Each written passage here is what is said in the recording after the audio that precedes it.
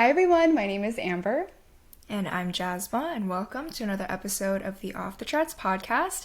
This is the podcast where we speak with experienced artists and hear more about their journeys to getting to where they are today. We are incredibly honored and very, very excited to be welcoming Dr. Kathleen Tesar with us today.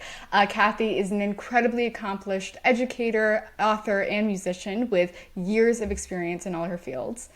And she currently serves as the Associate Dean of Enrollment Management at the Juilliard School and have overseen offices of admissions and financial aid for over 5 years, which is perfect. You know, this application season is starting up soon, so we're so excited to be speaking with you today. So thank you so much for being here, Kathy. How are you doing?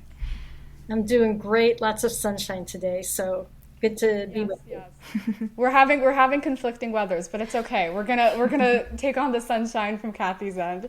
Yes. So for those of you who were in attendance at the 2021 Off to the Arts conference, you would recognize Kathy. She so graciously gave a presentation on behalf of the Juilliard School, which was absolutely incredible and so insightful, and we got a lot of amazing feedback about it. So we thought we just have to get her back on for an episode because there's so much we know that you've been able to share with us, and we just want to sit down and kind of get through it all. But even yourself, you have such an incredible background, starting as a musician and getting into education administration. So we're going to dive into all of that today. So it's going to be a great one. For those of you at home, for a little bit of a background, Kathy began training in violin performance at the age of 9, going on to complete both a bachelor's of music and a master's of music in violin performance. She's also worked as a violinist in an orchestra in Venezuela and the Alabama Symphony, and she was a violin teacher at the Alabama School of Fine Arts and the Eastern Music Festival, and she even ran her own private studio. So, Kathy, how did you discover your own passion for violin and music performance in general? Before I launch into that, I want to say that I have looked at some of your podcast episodes, and you guys are incredible. And I watched your very first episode. Your very first episode was amazing, and it gave me an Oh my idea. gosh. Oh, it gave me such an idea of what you want to accomplish with these. Aww. And so of course, it made me think about what I could say. And, everyone has their own path. And even people who plan out their own path, it doesn't always work the way you think it's going to. And, life teaches us to be resilient or we crumble, and sometimes we do both and learn along the way. So, I am the second of 6 children. That's a lot of children. And all of us went to this amazing grade school that had K through 8, and they had 2 orchestras, 3 bands, a string quartet, a wound quintet, a brass quintet, and a stage band. Wow. And this was for kids, K through 8, Elementary K through school. 8 grades. It was an amazing, amazing program, and I was, my parents thought that I would get bored at school. So when the opportunity came to enter that program, that music program, which was all after school, they pulled a violin out of the closet that belonged to my mother's uncle. And Wow. that's how I started. And, at the beginning, it was something to do. It kept me from getting bored. I hated practicing. And it became the thing that was my thing, So when there are 6 children, for us, all of us, it was about differentiating ourselves. And what's interesting, you see a big family and like everyone's an engineer, or everyone's a doctor. Our family, everyone's something different, which is kind of cool. And so I was playing the violin, but then one summer I got the opportunity to go to Eastern Music Festival, where I ended up working many years later. And the experience of performing in the orchestra there and the masterworks we performed really literally gave me access to transcendence. And transcendence, being in the moment, right on top of the moment, and not worrying about what's coming before or behind. That was like, that's what I'm going to do. And I told my parents that, and I listened to your stories about your conversations with your parents and your, journeys with them. And fortunately, my parents were like, okay, if that's what you want to do, yeah, okay. And then my dad turned around, called up my violin teacher and said, we have to have lunch, which they did. There's a little issue here. Yeah, I'm scared. Okay. But, they were always behind me. And so I did it. I went off to school, and I went to summer programs, and I did all these things, and ended up getting a job. My first job out of school was for an orchestra in Venezuela. So, in order to use my skills and my talent, I ended up leaving my home country and going to Venezuela. But at the time, Venezuela was a wonderful country. This was before it, had its troubles. And so it was fantastic. I mean, right out of college, it was a great job. Full-time playing operas, we'd do an opera a week. I mean, with amazing stars, it was fantastic. And then I got back to the US and took an audition, many auditions, and got the job in the Alabama Symphony. And that went on, and that was fine. That's what I was doing. That's what I wanted to do. And then the orchestra declared bankruptcy, and suddenly I had no orchestra. Oh, wow. And that was one of the few low points in my life. And the lesson I learned, and I think this is something that everyone listening should be aware of, is I had defined myself completely as a violinist. I was that violinist. And when I could no longer make my living as a violinist, who was I? And that was terrifying. I mean, even more than losing the income, the identity loss was terrifying.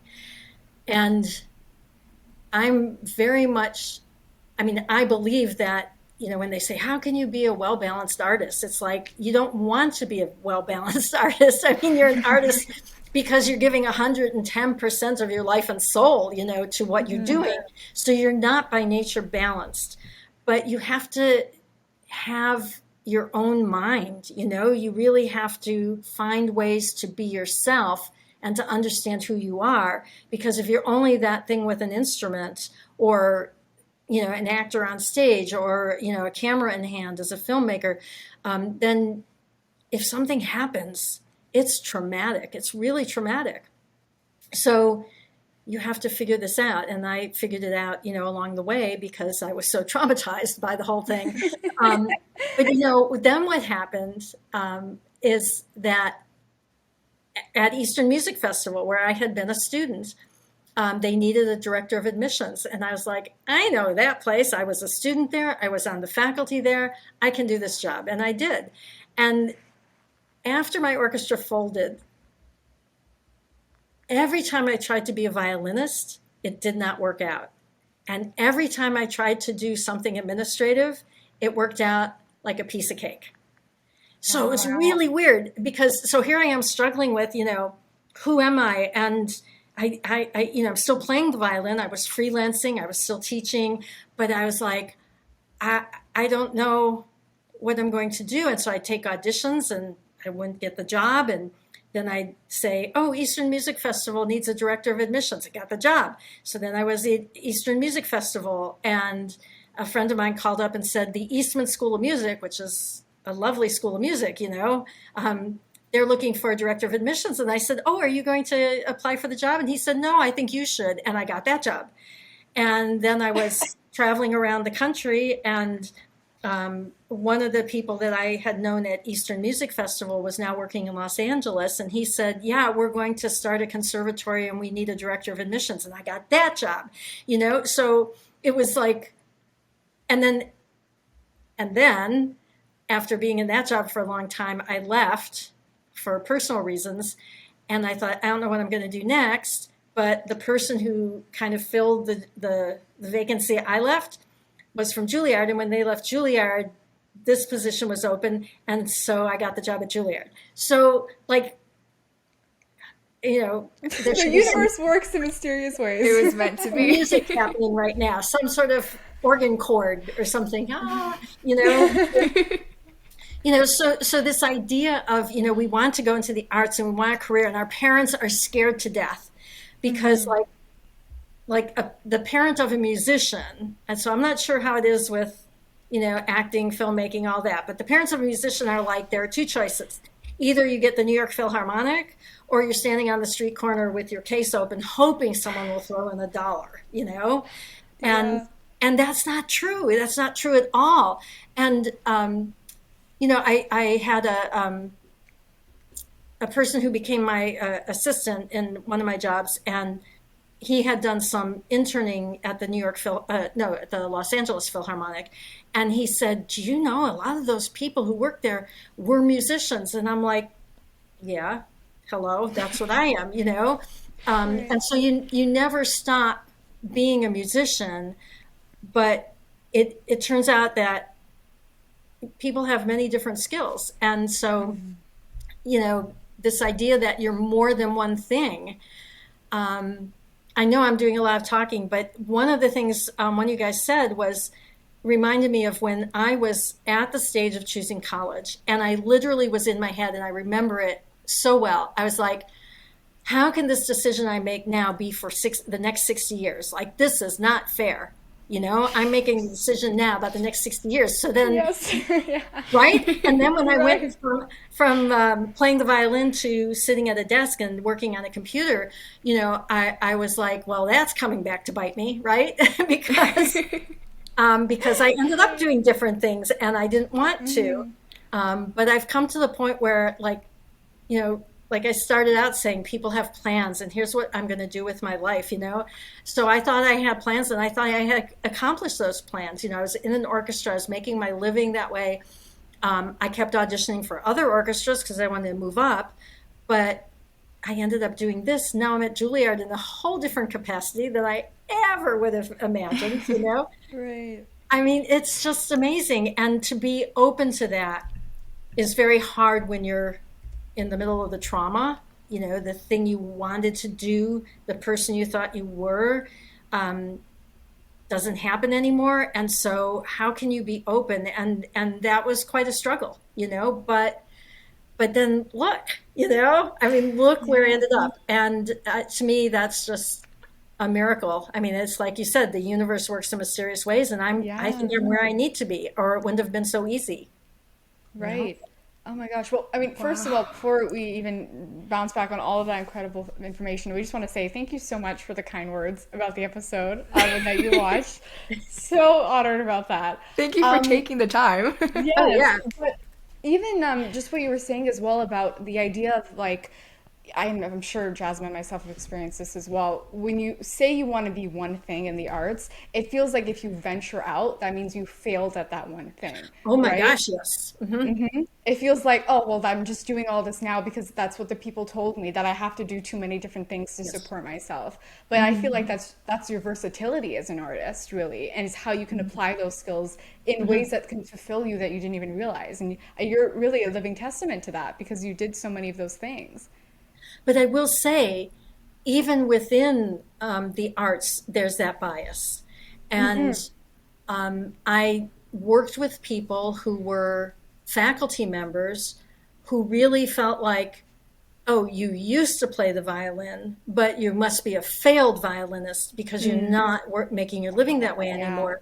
And that was very hard to take because it's like, I'm not a failed violinist. It's the difference between saying I had something or someone took it away. It's like, no, I did that. I did exactly what I wanted to do. I mean, I was at Tanglewood playing under Leonard Bernstein, for God's sake. I mean, that was incredible. So don't look at me and say, well, now you're sitting behind a desk, so somehow you're less of a human being. And that's Right. from within people who had the same Even training just I had. industry.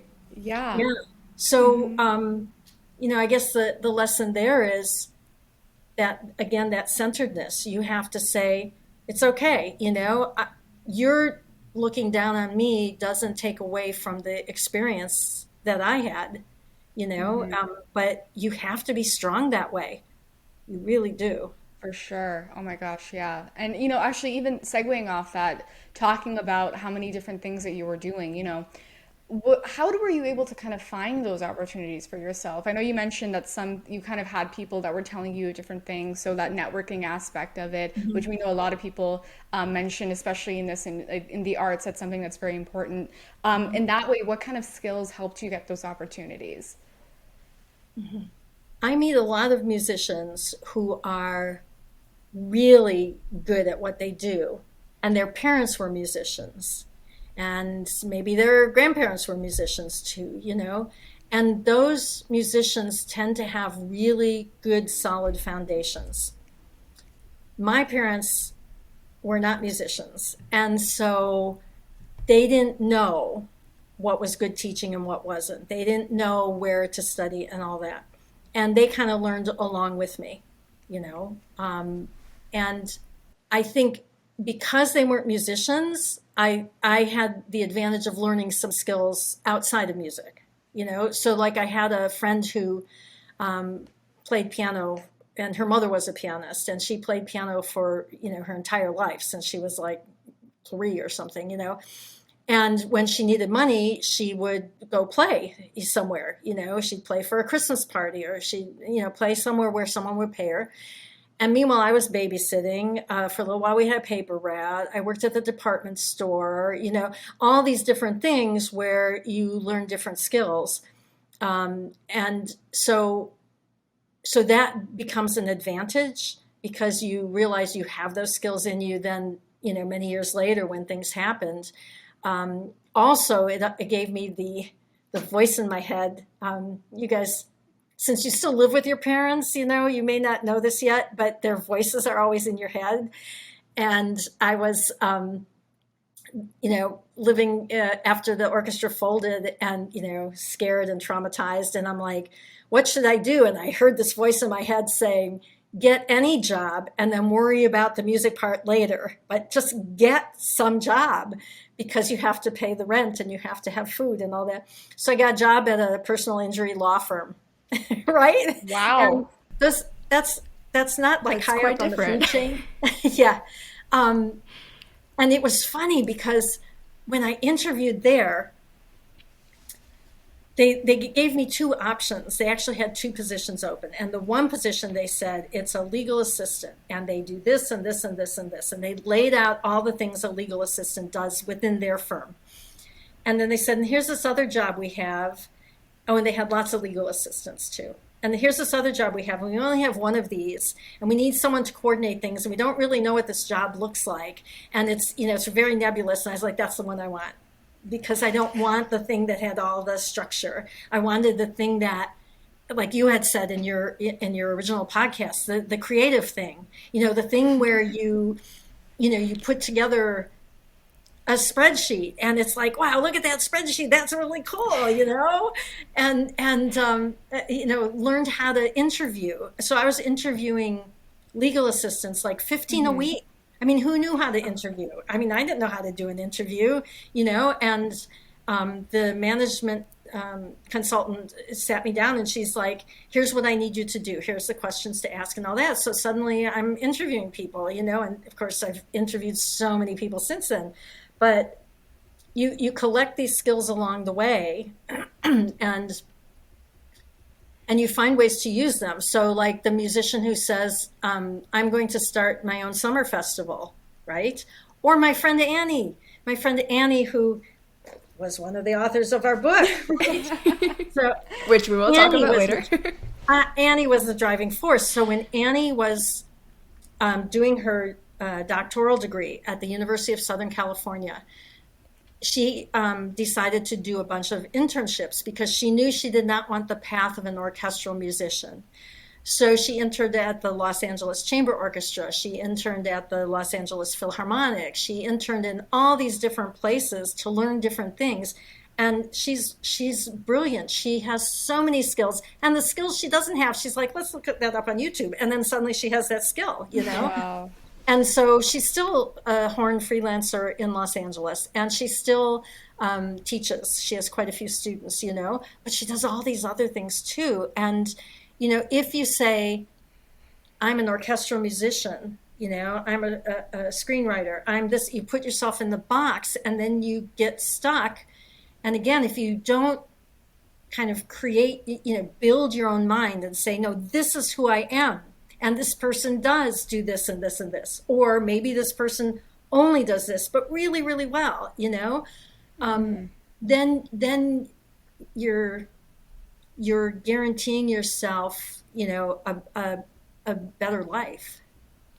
Yeah, I really like your emphasis on the idea of versatility, but I do wonder if you ever got lost in that, because you said you end up working in a law firm, which has nothing to do with what you ever thought you wanted to do. Was there ever a point where you decided to just do something else, since something like music, for example, wasn't really working out during that period? Did you think that, since you have so many options, how did you keep your focus on the path that you wanted to pursue while still juggling all of your other different types of talents and skills? I think that's really difficult, because having to diversify, it means spreading out your attention, it means spreading out your time and focus. So how do you not kind of like lose your focus on your initial thought?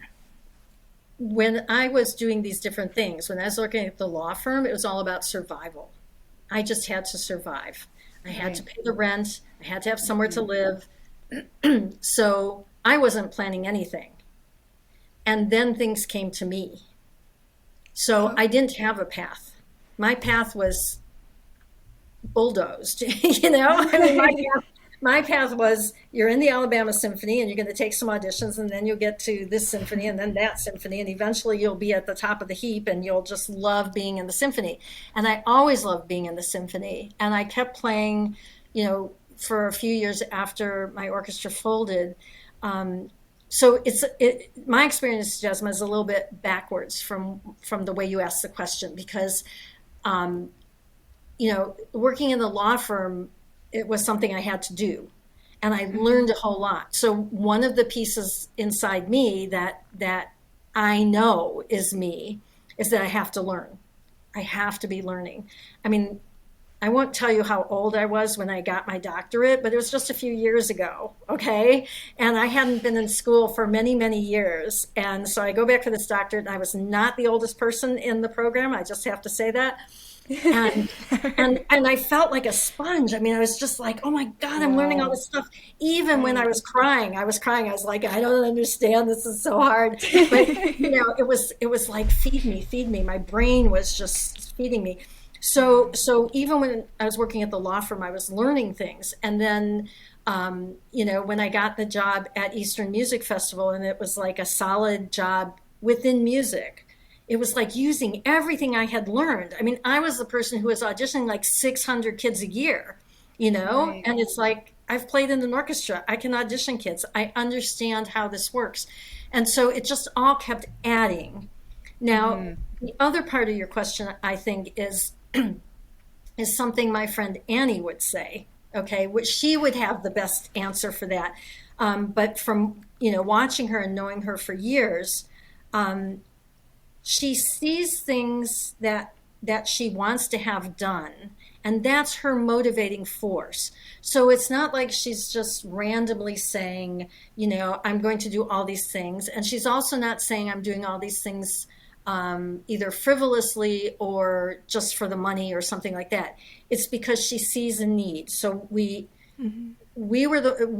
she was giving talks about preparing yourself for an audition. And I was giving talks about applying to college. And our third author, Don, sorry, I'm jumping ahead of the it's okay. It's a preface to it, don't worry.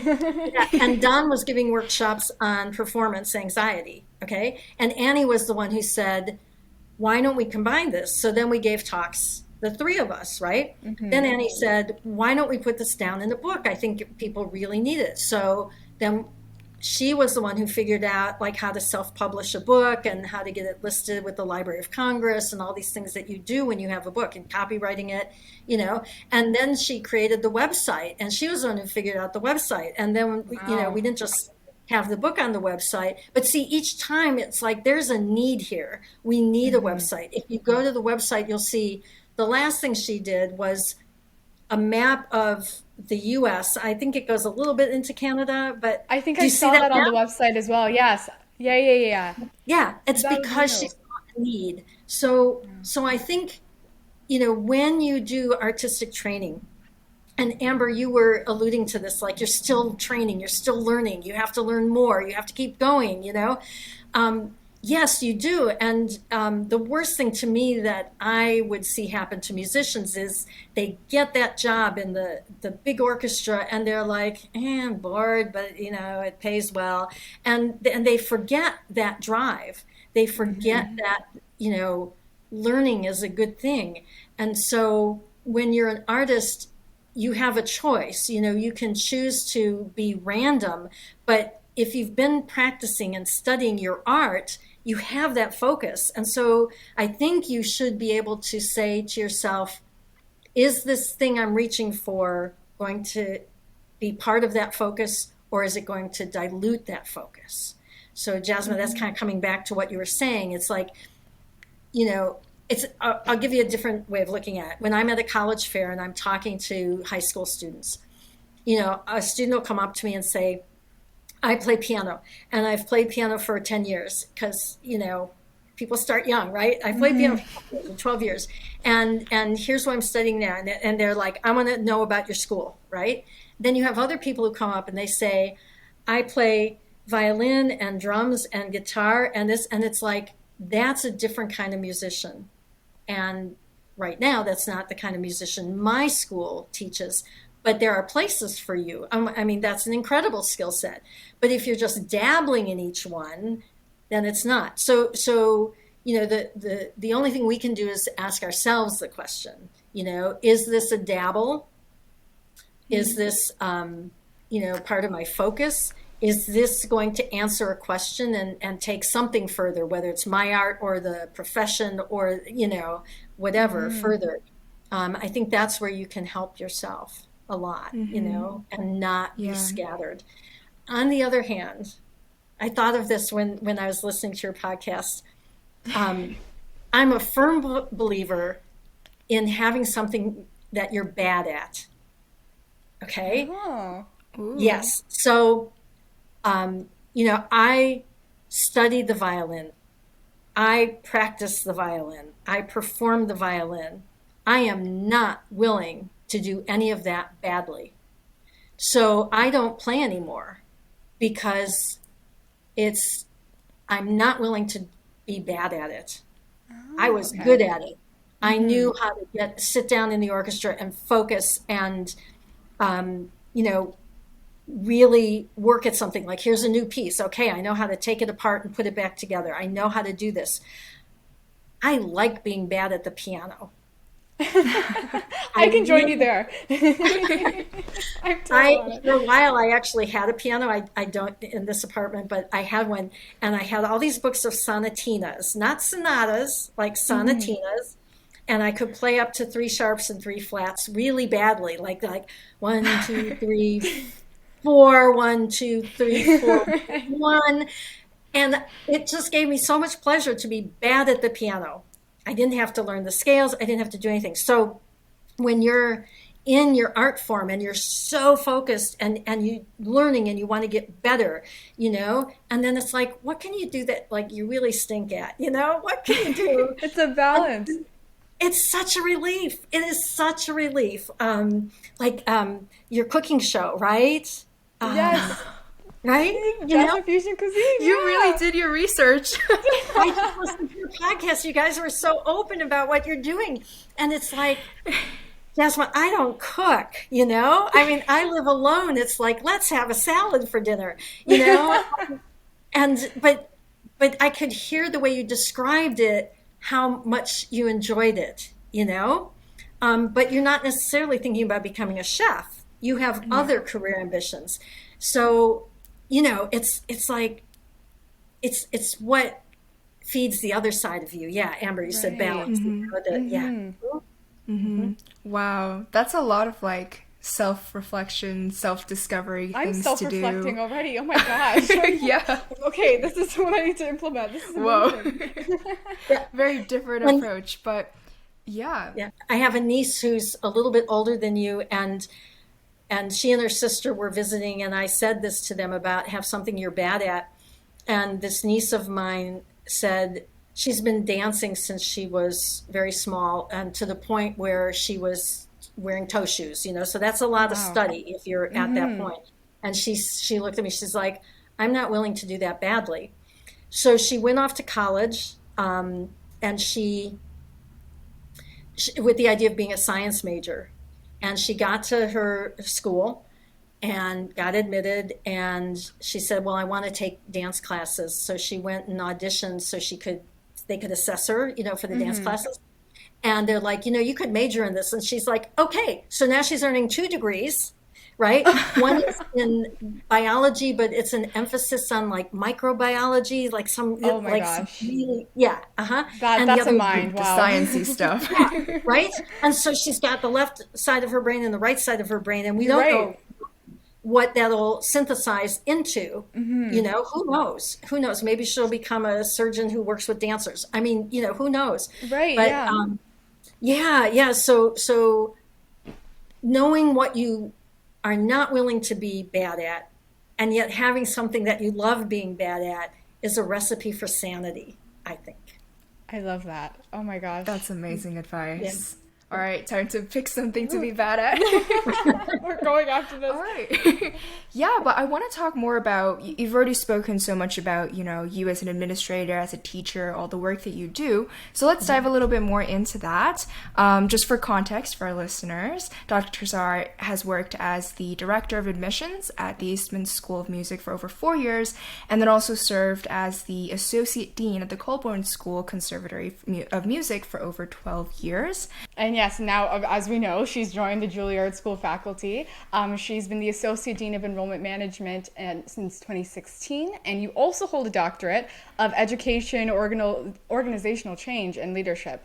You are incredible. What a resume, what a wealth of experience and knowledge that we really want to dive into. So the first thing right off the bat is, how did your perspective change from, working as a full-time artist and training as a full-time artist to now training people and working with people who want to be in your shoes? How did that kind of work out for you? So I have to clarify, I'm not a faculty member, I'm a staff member at Juilliard. And I don't have direct influence on the students and how they develop.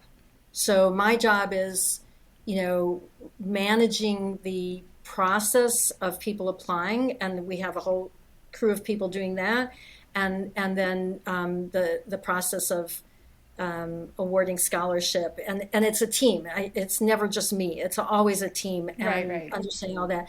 So I don't really have the direct influence on the students. But like if you applied to Juilliard and you were admitted, it would be my signature on the letter. Actually, if you were denied, it would be my signature on the letter. Oh gosh. You'll see signature. Kathy either way. But even Yeah. I guess as just like a mission for Juilliard, because obviously that's what, Juilliard is, training future students and future artists. So I guess as from the school mission as a whole, kind of how has that influenced things for you? The school really does what it says it does. And they're still, to this day, I'll walk into a high school and someone will say, oh, Juilliard's cutthroat. I'm like, where did you hear that? Well, it's always been cutthroat. I'm like, yeah, like 40 years ago it was. 40 years ago. So it's amazing when people say that. I'm like, no, you really should come and see, because it's very different. And I think a lot of that was the work of the previous president, who was there for like 36 years. And he had this vision of what the school should be. And so the school works really hard at not just the training, but also the support for the artists. So, going back to dancers, if you're a dancer and you break a bone in your foot, that is really serious. I mean, you can be a biology major, like my niece, and wear a cast. You Right. can't be a dancer and dance, And so we have a physical therapist on board, so that we can help you get better. So what I love about the school is that dedication to the student that's there. And the idea of putting the student first is not just lip service. It really is true. And then the students who come in are these incredibly focused people who know why they're there. And that creates an atmosphere just by that fact, and so like you might come in and think, wow, everyone's kind of just moving really fast, and then you realize it's because of this focus. There's a Right. rehearsal coming up, or I have to get to the practice room, or we have a modern dance class today. You have to get where you're going. And then when you stop and talk to these people, they're wonderful human beings. So I have to say, you guys would fit right in. I just want you to know that you Oh would my fit right. gosh. You would. Thank you. You would, and I'd hire you to work in admissions. Yes, because we have lots of Thank you. yeah. That's fantastic. Oh my gosh. Well, you know what? Actually, I just need to mention this quickly because when you were mentioning Juilliard's Cutthroat, I have a little funny story. My dad was encouraging me to my grandparents, they're in their late 70s, early 80s right now. And they're like immigrants. They don't really know too much about the fact, frankly, let's put it this way, the fact that I want to work in the entertainment industry. I think they're still trying to wrap their head around. So I had mentioned on a phone call, I think, that I was going to have you on the podcast. And I mentioned Juilliard thinking it would go over their head. And my grandpa gets up and he goes, Juilliard? And I go, Juilliard? And he goes, oh yeah, I know Juilliard. And I go, you know Juilliard? And he goes, yeah, they're like so focused. And I go, my grandfather, who lived in India for like 40 plus years and is an immigrant in his 80s, he knows Juilliard. He knows it. But you're right, it's changed so much from the way I guess we kind of view it and see it it's really a discipline. It's not that kind of like cold atmosphere that you think it is. Exactly. So yeah, as soon as you mentioned that, I'm like, okay, well now I have to tell that story You a little have bit. to. Yeah, that's a great story. That is a I great story. I was laughing my head off at my dad. I was like, he has a hearing aid. He couldn't really hear any of the conversation. And Juilliard, he picked right up. And he was like, oh, I'm so excited about this. That's great. That is a great story. Thank Yeah. you. Oh my gosh, of course. Yeah, so I guess on top of even admissions as well, because you're right, your signature is there either way. You are in admissions. You work and help kind of advocate for Juilliard and especially even just arts admissions in general, which we'll talk about. So we wanted to throw in some questions a little bit about the application process itself, just general advice, not too specific to anything. So one question we thought of that we might ask is, in your opinion, what do you think is one of the most important parts of the artist's application? Because especially, let's say you're doing it at a conservatory like Juilliard or even like a liberal arts setting, there are still different parts of the application process. So what would you kind of say people should center their focus around? So anyone who's applying for a performance major, it's all about the audition. And that's it, You can't have bad grades, but you don't need stellar grades because you have to be able to graduate from the degree program, but the audition's going to get you in, not the grades. Okay? So that's one thought for someone who is thinking of applying.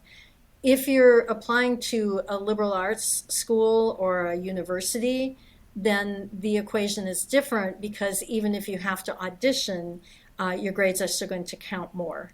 So you have to kind of figure out your path. If you're in high school right now and you're looking at, should I take more AP classes? Should I take more? I don't know if they have those in Canada. Do they? They do. they have- Select schools, yes. Okay. So taking honors courses, taking AP courses, that sort of thing. If you don't know what kind of school you're applying to, what the ingredients are in their admissions decisions, then you might choose in a way that doesn't help you, right? A lot of schools now in the non-music side are going to what they call holistic admissions, which is supposedly I shouldn't say supposedly, it's an approach that adds everything equally together. Like who are you in total, as opposed to you are this test score and you are this grade point average, and therefore you get in or you don't. So that's going to affect your strategy, the type of school.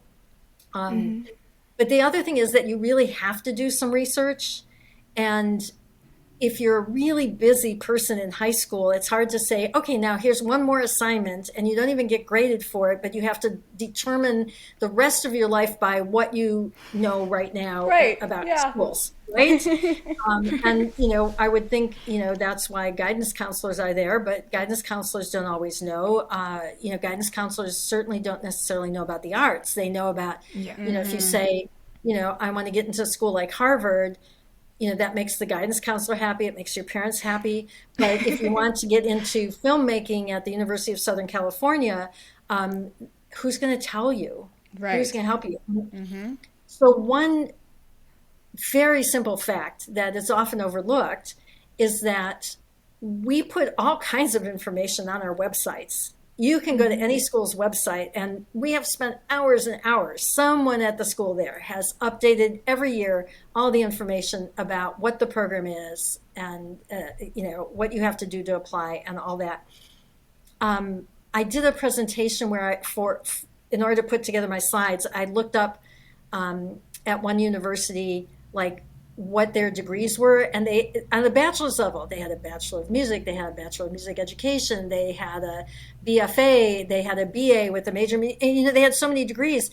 I had to go in and read what they were, and if I were just saying, oh yeah, I'll apply to that school and not knowing, I'd be doing myself a big disservice, So if you are one of those people who has no support from your parents and your school has no idea what, how to guide you, just start on some websites. Yeah. You can also read people's bios. So-and-so got their theater degree from such and such a school. It's well, maybe I'll look up that school and see, because I think that person's doing pretty good. Right. And maybe you look at the school and you think, ugh. And maybe you look at the school and say, I want to follow up. And then you can contact the admissions office, because that's our job, is to tell you more. Mm-hmm. And so even if you feel unsupported, you're not without resources. As long as you have access to the internet, you can find out all kinds of things. Yeah, so it really is, it is what you put into it, and it's all there, you just have to go find it. But I wanted to bring it back to something you mentioned earlier, and that is determining your strategy based off of what type of school you want to go into. So you mentioned liberal art universities and also conservatory styles. So how would you help navigate someone who, didn't have a lot of experience at all taking any sort of art classes? In high school, we only have so many different styles of teaching in the arts. So as someone who hasn't really experienced the difference between those two, how would you help them choose which one is more fitted for them? Usually I have a conversation with the person and hear how they talk. Like that person who would come in and say, I play banjo and I play drums and I play violin and I play trumpet. Right there I'm like, you're not going to be able to do that at a conservatory. A conservatory wants you to audition one instrument, maybe two, but a conservatory is not set up for, I'll take this, this, and this. A conservatory is the ultimate focus, similar to our, at Juilliard, our drama and our dance departments, total focus, So when someone comes in and says, I play all these things, and then it's so what do you want to do with that? If they say, well, I'd like to keep playing, but I really want to be a doctor, then it's okay, go find a school with a good pre-med program, right? And if it's a university, there's probably some sort of school of music classes you can take, or maybe just a marching band. Maybe the marching band, the USC marching band. Oh my God, the USC marching band, we heard them practicing. They practice outside every fall. And I was there's a marching band. You can tell. But most of the people in the marching band were not music majors. They were people at the university doing other things who wanted to keep playing and wanted to be in the marching band, So I listen to what the person has to say and what they're interested in. And there are other factors too, I grew up in a small town and I want to experience a big city, or I grew up in a small town and I don't want to go to a big city. So that guides your choice as well. And, you can you can put together a matrix, just a spreadsheet, or just draw a grid, and start putting in the things that matter to you. Maybe it matters that you're close enough to your family to go home on weekends. Maybe it doesn't matter. Maybe you'd rather be far away. Let's be honest. Right, Some people do. But each person has their own factors. I mean, if you don't have someone to talk to like me, who do you have to talk to? And in a way, your friends, you should be cautious about your friends. Okay, so what your friends can do is cheer you on, right? Mm-hmm. But if you're interested in, continuing to study classical piano, your friend might be really glad that you're doing that, but they may not know where you should do that or how you should do that, Right. And if you want to study jazz, maybe that's a different school than where you would study classical, maybe not, but how do you find that stuff out? We do have networks that we may not be aware of, like if your high school has a marching band, can you sit down and talk to the band director? Even if your interest is classical harp, there's no harp in a marching band, but that person has some sort of training in music, and so have a conversation with that person. There are resources, and a lot of people who work in education, whether it's K through 12 or higher education, want to help you. And when a student says, I want to go to college and I actually have an idea of what I want to do, but I don't know where to take it further, it's like, yay, hooray, good, let's help you out. Let's figure it out. Yeah. That's fantastic. No, that's great. And again, if you were an attendee of our conference, we have a handbook that details all of this information for you, and hopefully will serve a little bit as a helpful resource in that respect as well. So to wrap up our time a little bit here, I'd love to touch a little bit more upon college prep for musicians. I loved that you had the book with you because I saw it right away. Where is it? Here it is. College prep for musicians. This is linked below. It is absolutely incredible what you guys are doing, because initially Jasmine and myself had only thought of it as the book. And so when we were doing our prep, we saw all of the network of resources that you guys offer, and we're like, this is what is needed right now. So we definitely want to touch upon this before we go. Much of your work, especially in this respect, has kind of revolved around helping support youth musicians and youth artists who are hoping to pursue this in a post-secondary setting. So you are a part of this founding team of the company now called College Prep for Musicians. You guys were founded in 2015, and it's dedicated to supporting youth musicians. And this book is kind of an extension of that, a part of a lot of different opportunities you guys offer, which hopefully maybe you can touch upon. And it just offers a holistic, really, viewpoint on where is the support that is needed for youth musicians. It's, you guys are providing. So how did College Prep for Musicians get started? What was that process like? And what is it like looking back at everything you guys are doing and maybe will continue to do in the future?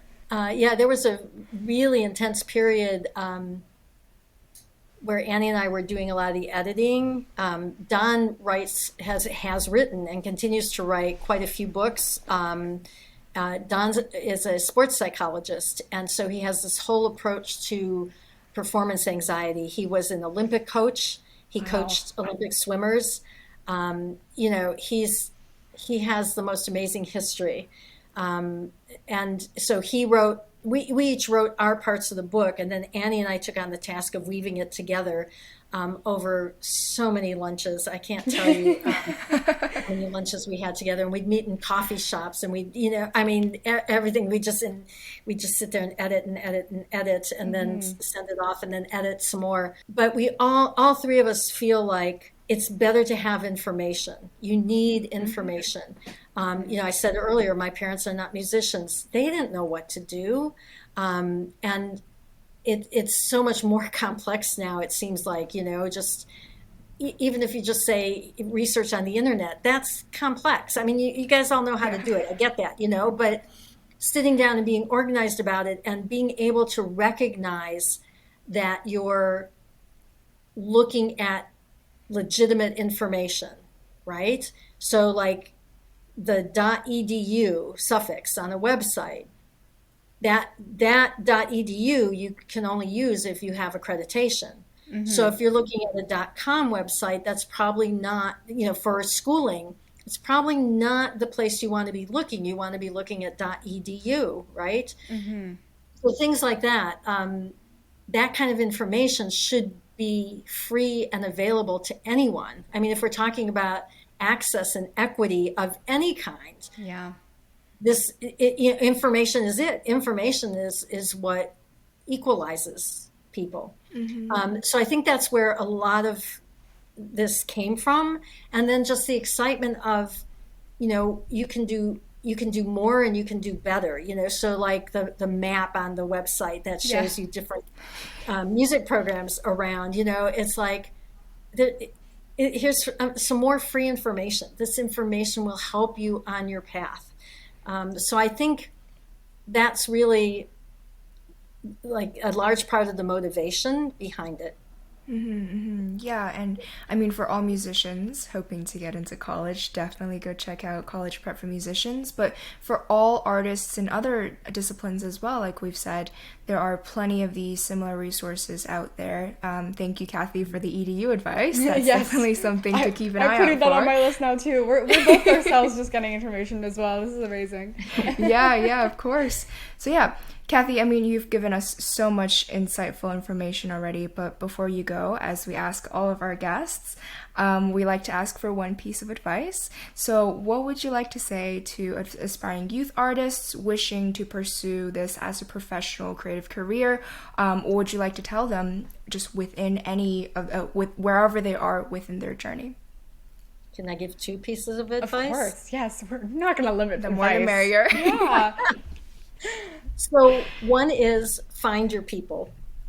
So I was really thinking about what you said in your podcast, in your initial podcast, and this idea that there are plenty of someones who don't have the parental support, who don't have the resources, and yet they know that there's this thing they want to do.